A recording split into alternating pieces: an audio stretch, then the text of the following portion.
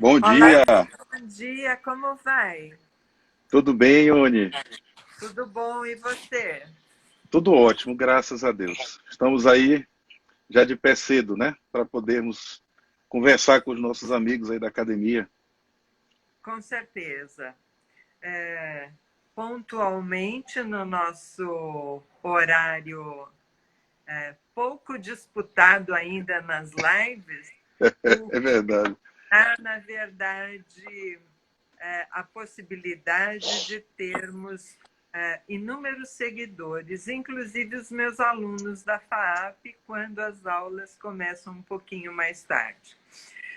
Ney, gostaria de iniciar dando bom dia aos nossos seguidores, aos acadêmicos que já estão nos ouvindo, especialmente um abraço muito carinhoso ao professor Giuseppe Ludovico, que nos vê da Itália. Opa, que maravilha. E então vamos começar apresentando o Ney, que é mestre, doutor, é magistrado, é membro da nossa academia, ocupando a cadeira número 30. E que hoje vai nos deixar muito à vontade para transmitir os seus conhecimentos a respeito do teletrabalho em época de pandemia. Então, Ney, fique à vontade, a palavra é sua. E depois que você concluir as suas considerações iniciais sobre o tema, nós vamos iniciar o nosso bate-bola com indagações que nos parecem muito relevantes sobre o tema. Muito obrigada pela sua participação. Professor Ione Frediani, que alegria.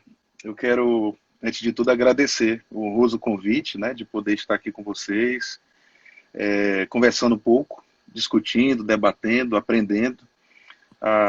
Registro a minha admiração pela sua pessoa. Para mim é uma enorme, é gratificante poder ter esse momento, poder ser seu confrade da academia. Para mim é uma satisfação muito grande.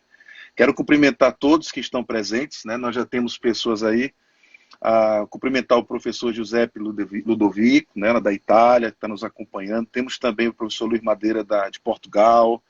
Já vi aqui o André Jobim, já vi aqui a Tereza Narras, nossos queridos confrades. Eu já vi aqui alunos da Universidade Federal do Pará, da pós-graduação também, já entrando.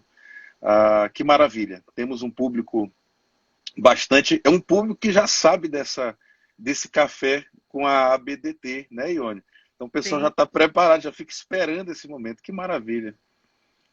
Um compromisso nosso da academia com os estudiosos do direito. Que bacana. Bom, Ione, eu queria começar, já que você me oportunizou, assim, uma introdução, eu serei bastante breve. Sem dúvida, nós vivemos um cenário, o adjetivo do momento é disruptivo, né? Então ele é impactante. E isso não é de agora, Ione. A profunda transformação das relações humanas, sociais, culturais, econômicas, já é um processo que vem tomando algum tempo, especialmente em razão dos avanços tecnológicos. A gente tem visto, desde aí da década de 60, 70, a robotização, a questão da internet. Na década de 90 você tem o surgimento e o avanço muito grande, o aparecimento dos smartphones, essa conexão entre as pessoas, a relativização quase que absoluta da questão do espaço, do tempo. Então são alterações que nós temos vivenciado, experienciado, e que já sinalizavam para algumas das coisas ou dos fenômenos que nós estamos vendo ser intensificados neste momento. Então a gente já via a questão, por exemplo, da indústria 4.0 como uma expressão dessa nova formatação social e econômica.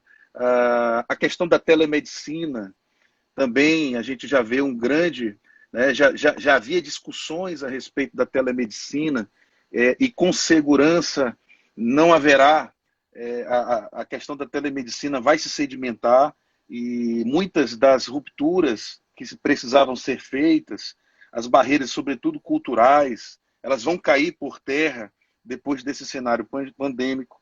Então, o que eu queria iniciar falando, Ione, é que o cenário pandêmico ele antecipou, agudizou, acelerou alguns processos, algumas vivências que nós, a meu ver, de modo inexorável, nós teríamos e viveríamos daqui a 10, 15, 20 anos, mas que com certeza foram antecipados bastante com a pandemia.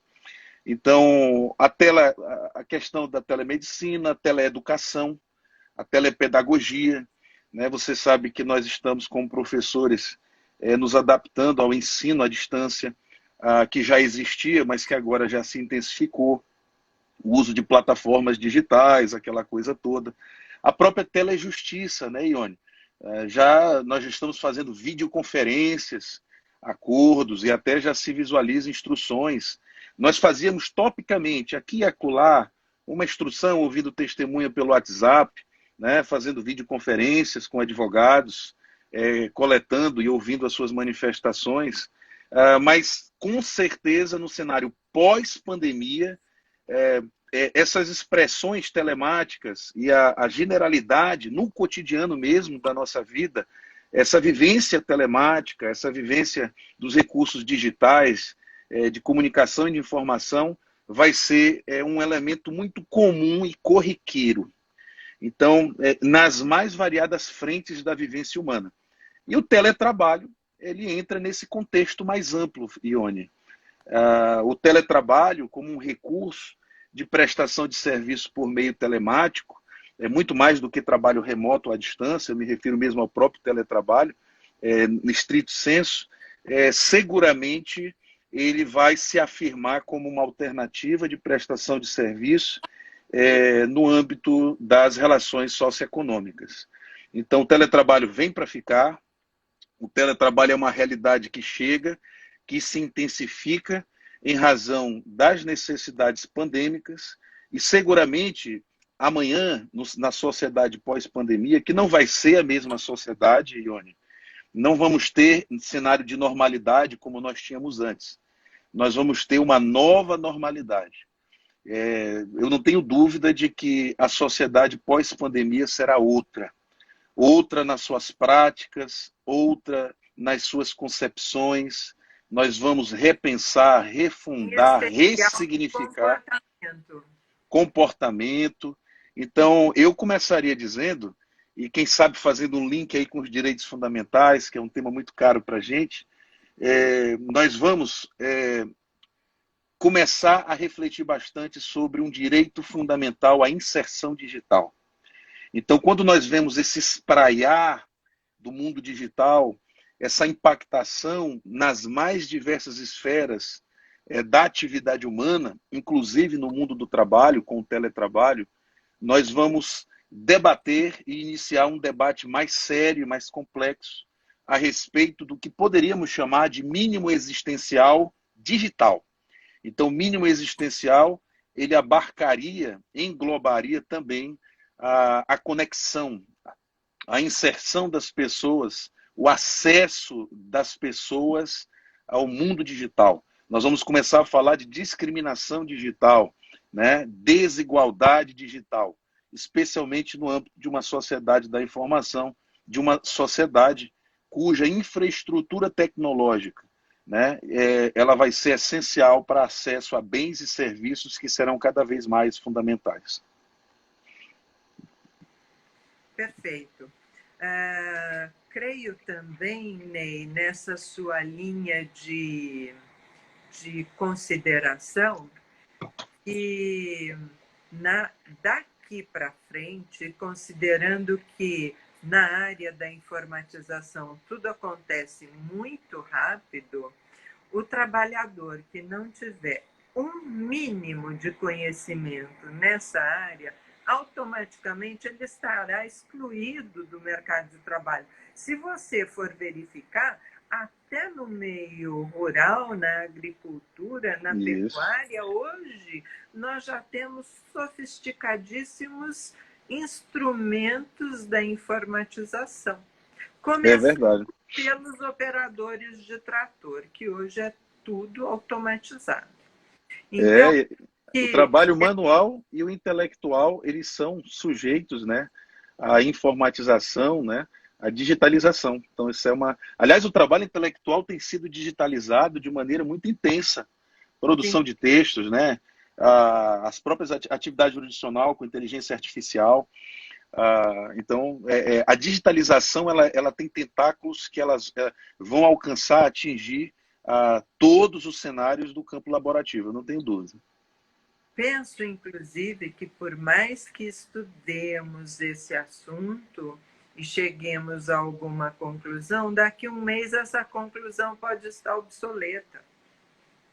Esse Exatamente. eu acho que é o grande problema e que, de uma certa maneira, me assusta.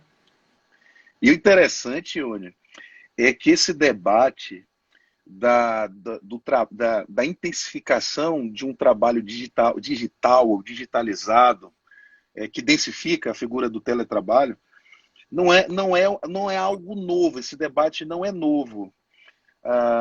Eu recordo, por exemplo, agora no nosso diálogo inicial, um autor muito famoso, ele é chamado de futurista, né, porque ele fez muitos prognósticos para o futuro, na década, ainda em 1980, num livro chamado A Terceira Onda, Alvin Toffler, ele já anunciava que o mundo do trabalho no futuro, né, no século XXI, ele teria como uma das suas características exatamente o que ele chamava de cabana eletrônica.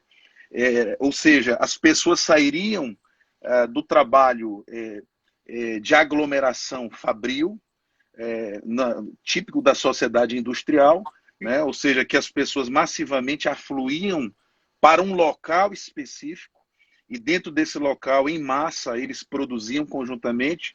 Ele visualizou uma descentralização do processo produtivo, de maneira que as pessoas, com os recursos tecnológicos, elas prestariam seus serviços da própria casa. Inclusive, o Alvin Toffler, para quem gosta de teletrabalho e quer estudar isso no aspecto da sociologia, ele aborda, inclusive, os impactos dessa cabana eletrônica que ele menciona, o nosso hoje teletrabalho, no âmbito familiar, no casamento, né, nas relações sociais intrafamiliares. Então, é um pensador bem interessante que demonstra, portanto, que a ideia do teletrabalho ela não é nova, a discussão não é nova, ela é relativamente já antiga, mas a vivência, a experiência, essa experiência contundente, expressiva, é deste momento, é do cenário pandêmico. E como eu disse, para mim, a sociedade pós-pandêmica vai ser muita coisa, vai ser inteiramente diferente, e o teletrabalho, telemedicina, telejustiça, direito fundamental à conexão digital, mínimo existencial digital vão ser discussões que vão permear o nosso pensamento. Perfeito. Voltando ao nosso tema em análise, que remete às medidas provisórias e a tudo o que, de novo, foi reinserido na vida do trabalhador. Uma primeira indagação. Na sua opinião, professor Ney, o empregado ele pode recusar-se ao teletrabalho? Imaginemos É. uma empresa que vai se reestruturar por conta das restrições de isolamento e da sua própria prestação de serviços, então ela cria um sistema com vários trabalhadores, alguns entrando em férias, outro em licença remunerada, outros com trabalho presencial, porque não pode, vamos dizer, abrir mão daquele cidadão, mas um grande número de trabalhadores serão colocados no sistema do teletrabalho. E lá um determinado cidadão não concorda. É. O trabalhador, ele pode se recusar? Excelente pergunta, professora. Deixa eu registrar aqui a presença da minha querida amiga Tânia, conselheira do CNJ, está aqui conosco, né? Vários outros acadêmicos também ingressaram. Acho que eu vi aqui o ministro Cláudio Brandão também ingressando e também vários alunos e advogados. Obrigado pelo prestígio Inclusive, à nossa academia, né? a doutora Mércia Tomazinho, Sim, do sim. TRT2, também nos segue no momento. Que bacana. Bom, professor Ione, é uma pergunta interessante. Veja bem, o empregado pode se recusar a prestar o serviço de teletrabalho? A, a regência jurídica ordinária pré-pandêmica, ela pressupunha, por exigência legal, um acordo entre empregado e empregador. Tá? Então, o artigo 75C, parágrafo 1º da CLT, estabelecia esse pressuposto da bilateralidade, da negociação. Isso tem justificativas plausíveis. Afinal de contas, a migração para o regime telepresencial, ela demanda, por exemplo, possivelmente alguns custos, né, para o empregado, demanda também a necessidade de adaptações no cenário casa-trabalho, que nem sempre é uma adaptação fácil, a questão também da estrutura, da logística, enfim, são fatores que fizeram com que se pressuposse, o legislador fez bem, Ione, ao praticar assim, ao firmar uma diretriz assim. Agora, no cenário pandêmico, debaixo do decreto 6 de 2020, ou seja, no estado de calamidade pública, pelo menos até 31 de dezembro de 2020, a regência jurídica excepcional estabelecida na MP 927 estabelece que o empregador tem franca liberdade para alterar o regime de trabalho de maneira presencial para telepresencial. Então, há uma exceção, né? Abre-se aí um flanco de atuação patronal por ato unilateral. Então, neste cenário de pandemia, Ione, segundo o texto da MP 927, o empregador ele tem plena liberdade para determinar um ato unilateral a prestação de teletrabalho. Então, em tese, a rigor, em linha de princípio, o empregado não teria como se recusar. Ou seja, em termos jurídicos, né, em termos técnicos científicos, no campo do direito do trabalho, nós afirmaríamos que a migração do trabalho presencial para o teletrabalho em cenário pandêmico, apenas enquanto estivermos em estado de calamidade pública, integra os horizontes legítimos do ius variante patronal.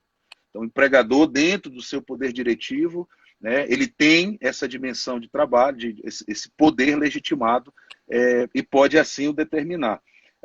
Essa previsão, repito, me parece, aqui já analisando no cenário pandêmico, Ione, me parece até razoável, porque o teletrabalho ele se erige como digamos assim, uma das alternativas mais interessantes, exatamente para se evitar o grande temor social e também do governo, que é uma miríade de dispensas. Né?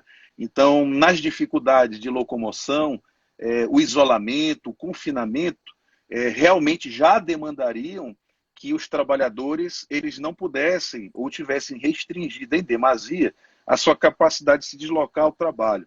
Então, o estabelecimento do regime de teletrabalho por ato unilateral do empregador apenas nesse período de calamidade pública me parece razoável, não apenas porque atende à ideia de máximo confinamento social, mas também porque resguarda e atende os objetivos de todos nós, que seria a manutenção dos contratos de trabalho. Né? Então, é uma medida interessante, é uma medida muito utilizada, e eu acredito que a regência é razoável, não vejo problema nisso, não. Eu gostaria, nessa linha de colocação, em especial da exuberância do jus variandi em épocas de pandemia, quanto ao deslocamento, quanto à colocação do trabalhador operando à distância, eu gostaria de te fazer uma indagação. A MP 936, ela trata, dentre outras coisas, da redução de jornada e, proporcionalmente, a redução de salário. O professor entende que essa redução se aplica ao teletrabalhador? Considerando que, vamos dizer, deixando de lado os diversos softwares que me dão, na condição de empregador, a possibilidade de avaliar se o cidadão, meu empregado, está trabalhando ou não, está online ou não, eu te pergunto, esse teletrabalhador, ele poderia, nesse caso específico, ter a redução da sua jornada e proporcionalmente do seu salário? Ione, que pergunta interessante. Esse é um dos temas que muito se tem debatido. A discussão a respeito da possibilidade do teletrabalhador ser beneficiário, aspas, né, das alternativas excepcionais e complementares prevista na MP 936, mais precisamente aí a possibilidade de redução de salário proporcional à redução da jornada. E a pergunta é muito arguta, muito inteligente, porque nós sabemos que com a Lei 13.467, o teletrabalhador, a figura do teletrabalhador, foi inserido num dos incisos do artigo 62 da CLT, exatamente para retirá-lo, né, para excluí-lo excepcionalmente do regime de duração de trabalho da CLT, de adicionais noturnos e de horas extras e outras figuras. Então, se nós partimos do pressuposto de que o teletrabalhador não tem controle de jornada, como haveríamos, né, de praticar a possibilidade de redução de jornada com a legitimação da redução do salário? Essa pergunta é bem interessante. Eu começaria... são dois pontos de vista, duas coisas que eu queria deixar aqui para responder. A primeira é a de que eu tenho plena convicção de que a mera inserção do teletrabalhador no 62, em si por si, não justifica a negativa da ideia de que as horas extras, eventualmente praticadas, devam ser pagas conforme o sistema jurídico. E digo isso, Ione, porque nós sabemos, e aqui, num plano mais geral, essa ideia do trabalho prestado fora do âmbito da fábrica, da indústria, do comércio, né, à distância, e a possibilidade de controle, com a nossa sociedade digitalizada, com o avanço da tecnologia, ficou cada vez mais difícil se defender a tese da impossibilidade plena de controle de jornada. E a gente já visualizava esses avanços tecnológicos em debates, por exemplo, do trabalhador externo. Então, aquele motorista, né, que sai às ruas, às estradas, ao longo do dia, nós, muitas vezes, a jurisprudência acabou se fechando dessa forma, de que o simples fato de trabalhar externamente não necessariamente em si já significa a não titularização de direito a horas extras. Se no caso concreto, se ficar demonstrado a possibilidade de controle direto ou indireto, né, através de tacômetro, através de GPS, enfim. Eu penso que esse mesmo raciocínio deve se aplicar ao teletrabalhador, Ione. Se existir possibilidade de controle direto ou indireto do teletrabalho, me parece que há sim a possibilidade de percepção de horas extras. E convenhamos, os avanços tecnológicos permitem sim, através de sistemas simples de controle telemático, aferir a quantidade de trabalho e a jornada de trabalho. Sistemas de login, logout, relatórios, né, controles através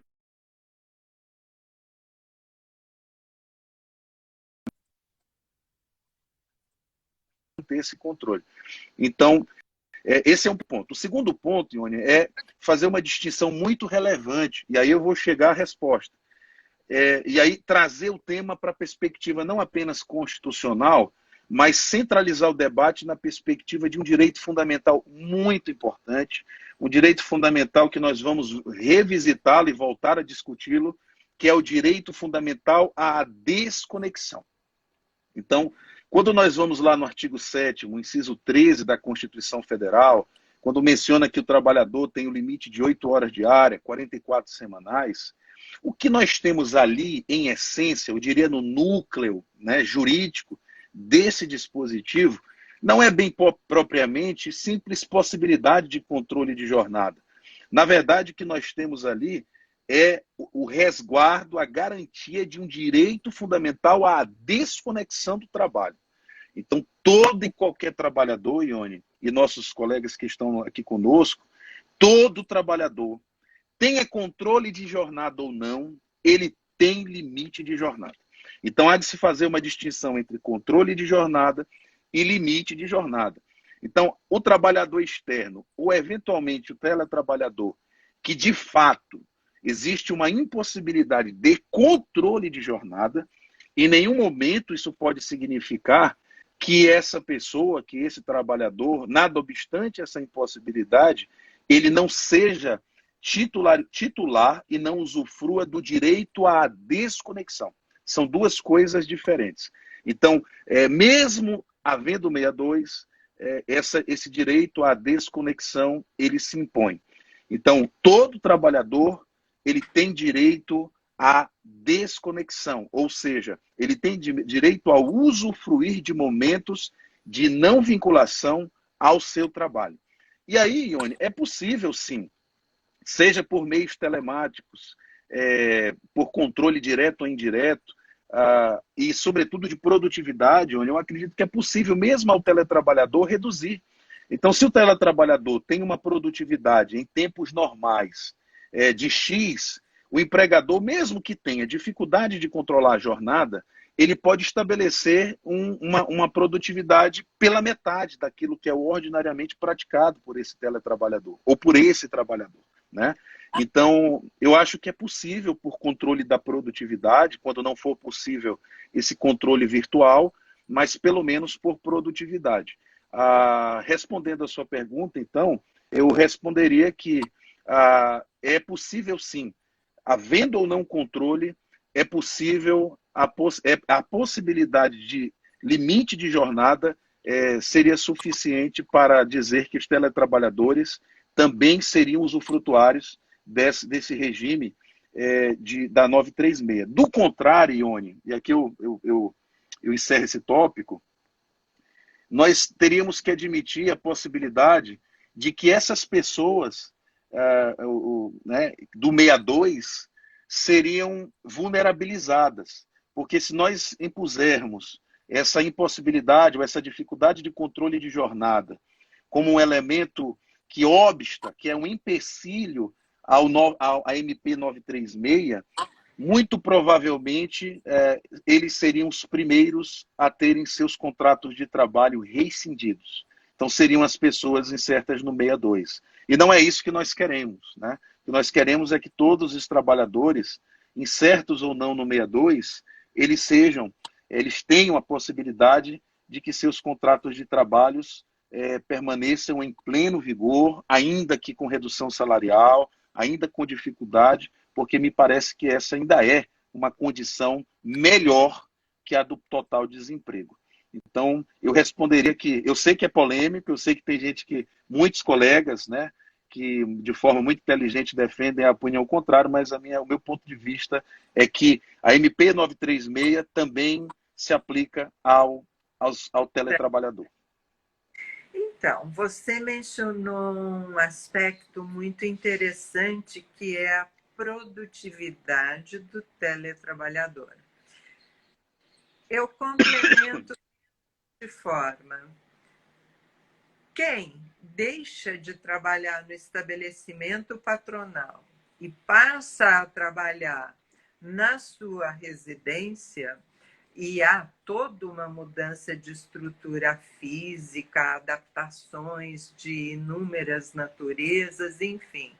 Nessas condições, o empregador ele pode exigir de quem passou a trabalhar no seu domicílio a mesma produtividade que ele tinha antes no estabelecimento físico patronal? Que interessante, né? Quero mandar um abraço aqui para o meu amigo Luciano Martinez. Parece que ele Olá. concorda comigo aí, na questão do teletrabalhador. Que honra. Obrigado, querido. É, excelente pergunta, Ione. O teletrabalhador demandar-se-á a mesma produtividade que ele gerava enquanto trabalho presencial, né? Essa é uma discussão bastante interessante. Me parece, Ione, que os empregadores eles vão precisar ter um pouquinho de calma e de sensibilidade nesse momento. Então, veja, de repente, nós temos uma regência que determina que autoriza o empregador unilateralmente estabelecer o regime de teletrabalho. E ele tem, a segunda MP, 48 horas, né, apenas para comunicar isso, inclusive por meio eletrônico, né, pelo WhatsApp mesmo, né, pelo WhatsApp. Olha, depois da manhã você aí, quarta-feira, quinta-feira, você já vai começar a teletrabalho. Então, as pessoas estão afluindo e vivenciando o teletrabalho sem o preparo, né, sem a maturação e sem, até muitas vezes, conseguir levantar uma estrutura, uma infraestrutura adequada para o teletrabalho. Você veja que eu mesmo, Ione, eu estou aqui conversando contigo, mas meu celular em cima de um livro, na vertical, eu não tenho os recursos adequados ainda, porque eu não posso sair, em razão do confinamento, para comprar esse material, até porque eu acho que o shopping está fechado. Então, veja, nós estamos ainda. Vai ter muita adaptação, gambiarra, jeitinho nesse período, o que não é adequado. Não é adequado. Então, eu vou levantar aqui algumas coisas que eu acho que devem ser levadas em conta para responder essa sua pergunta. Primeira, os empregadores e a sociedade em geral precisam saber que existe um período de adaptação, né? Quando você sai do presencial para o teletrabalho.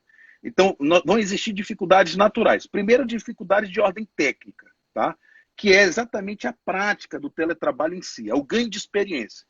Você sabe, né, Ione, quando a gente começou a mexer aqui com esse negócio do Instagram, de live, né, eu entrei a primeira vez, eu não sabia como chamar a pessoa, e aí eu tive que desligar, ligar de novo.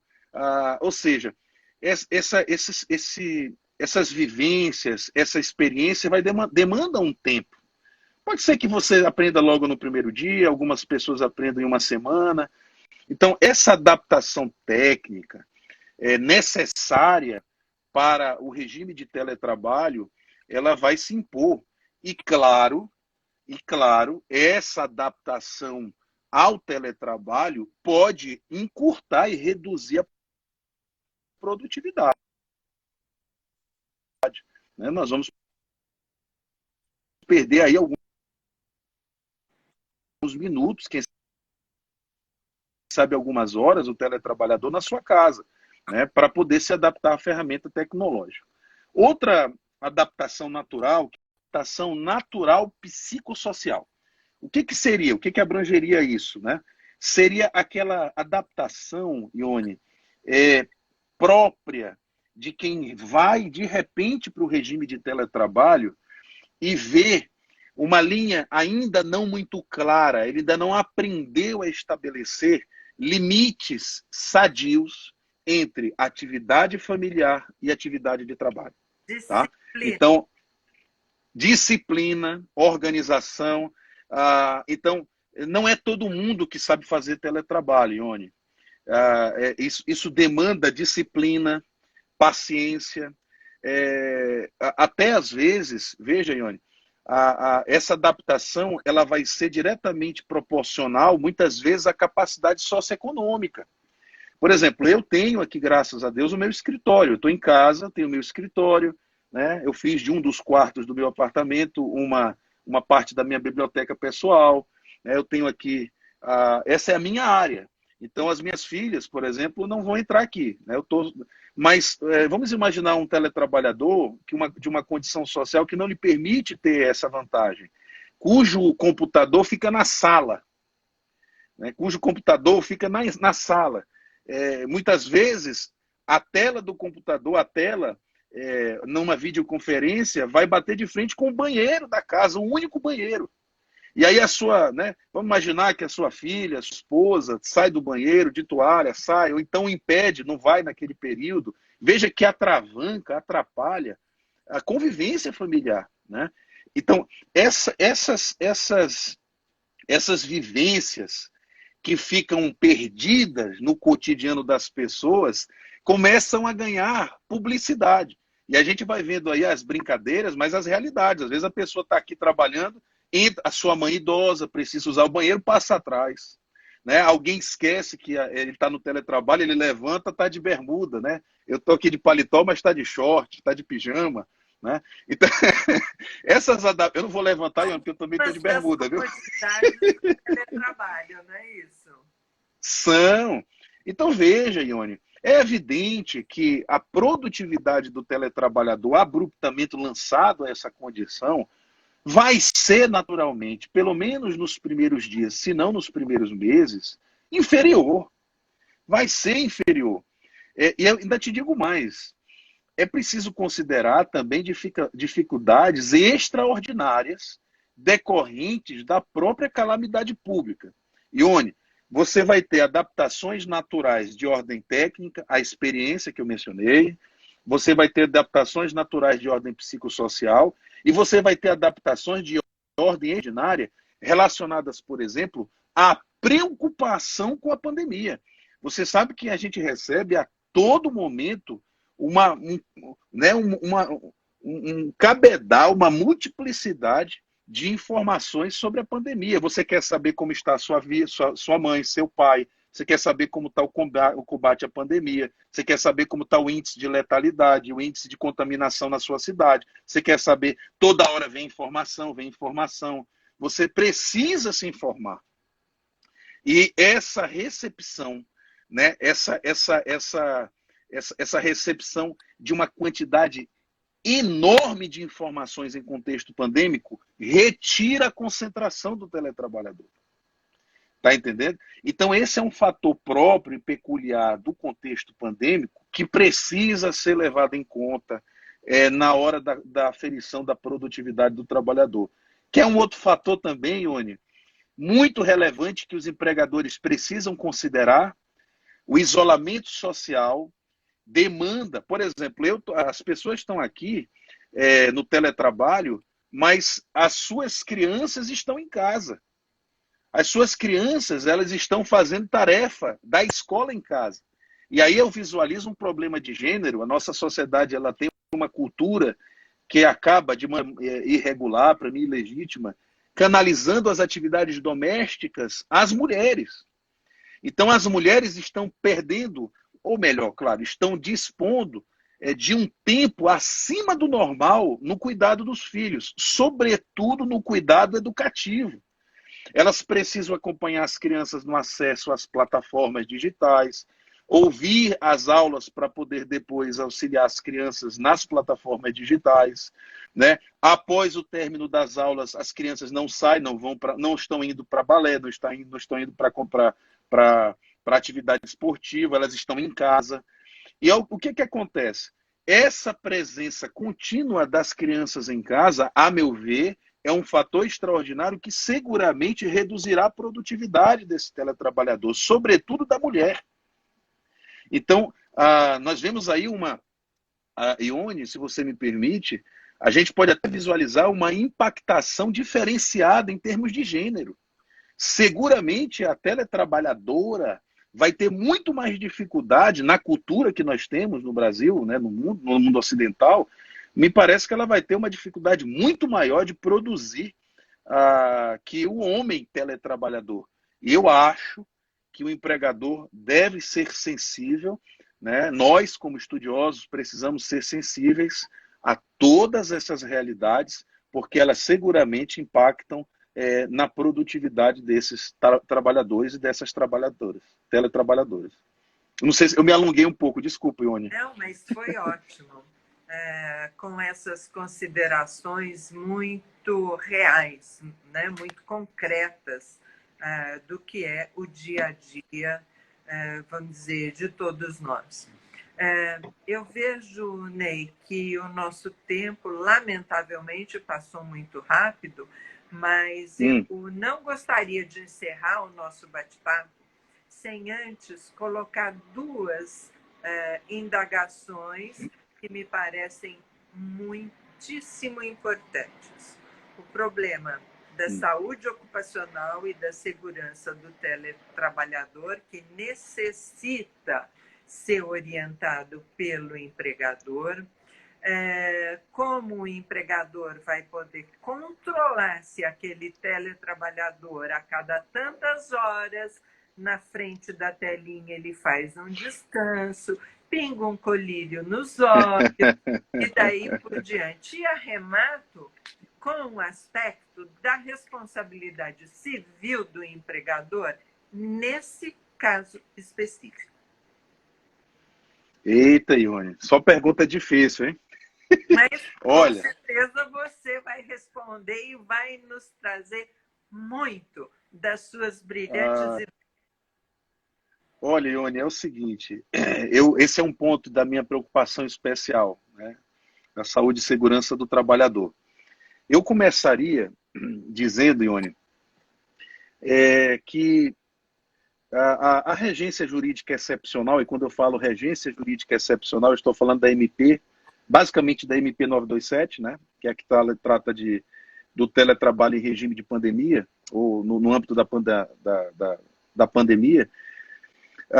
Ela trouxe regramentos interessantes, mas me pareceu existir uma omissão preocupante na MP 927. É claro que eu estou me referindo aqui à saúde e segurança do teletrabalhador. Porque, veja bem, a regência jurídica ordinária prevista na CLT, né, no cenário já pós-reforma trabalhista, que regulamentou o teletrabalho no Brasil, no artigo 75E da CLT, trouxe uma previsão de tutela do equilíbrio do meio ambiente do trabalho, do teletrabalhador. Então, é a tutela do equilíbrio do meio ambiente do teletrabalho, que é o dever patronal de informação. Então, a CLT ela preceitua que o empregador deverá, portanto, é um dever fundamental, porque é ligado a direitos fundamentais, instruir os empregados de maneira expressa e ostensiva quanto às precauções a tomar a fim de evitar doenças e acidentes de trabalho. Então, o que esse dispositivo traz, Ione?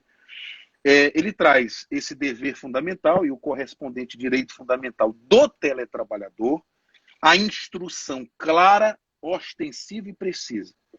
Então, o direito à informação, que no âmbito do direito do consumidor, Ione, é muito, muito trabalhado. O direito à informação ganhou uma outra envergadura, uma outra musculatura jurídica no âmbito do direito do consumidor. Então, você vê no Código de Defesa do Consumidor o direito do consumidor a informações claras, precisas e adequadas a respeito do produto ou do serviço, se lhe causar algum risco à sua saúde ou à sua segurança. Também no direito ambiental, a gente vê um princípio próprio do direito ambiental, que é o princípio da informação, que tem o seu co-irmão, que é o da participação. Então, esse direito fundamental, ele ganhou grande colorido, né, grande musculatura jurídica em ramos jurídicos igualmente protetivos, Ione, o direito ambiental e o direito do consumidor. E a gente viu densificado, é claro que a CLT também prevê que o empregador tem o dever de instruir o trabalhador, né, a respeito dos riscos no meio ambiente do trabalho. E aqui nós vemos uma regra específica para o teletrabalhador. Essa regra, Ione, não foi trasladada para a MP 927. Então, algumas pessoas se perguntam se o empregador continua com o dever fundamental. Travou? Vocês estão me ouvindo? Sim. Tá, minha imagem congelou aqui, mas estão me ouvindo, eu vou continuar.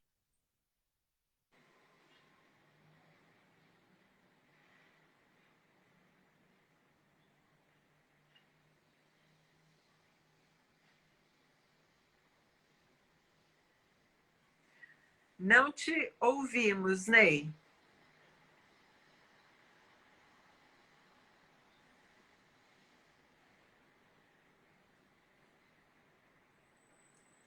Ney, não estamos te ouvindo. Não.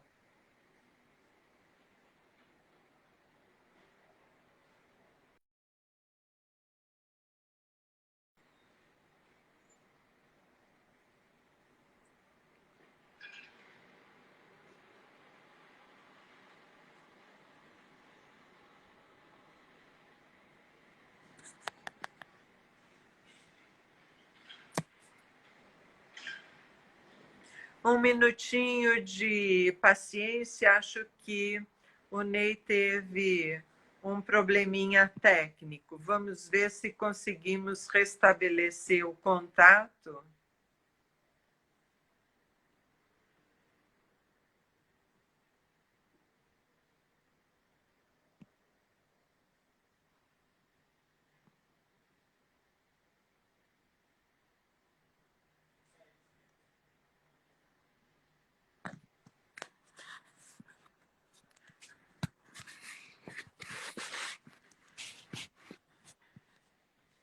Creio que questões de natureza técnica vão nos impedir de dar continuidade ao término da nossa entrevista com o Ney. Ele, até o momento, não se reconectou. Então, eu proponho o seguinte, que essas duas últimas indagações a respeito de saúde e segurança do trabalhador e consequente responsabilidade do empregador possam ser retomadas numa outra oportunidade. Eu agradeço imensamente as considerações do Ney, que se dispôs a nos transmitir os seus conhecimentos, e agradeço imensamente aos nossos seguidores, lembrando que amanhã o nosso café da manhã será com a confreira Carolina Tupinambá. Um bom dia a todos e, lamentavelmente, a informatização e todos os seus meios, às vezes, falham.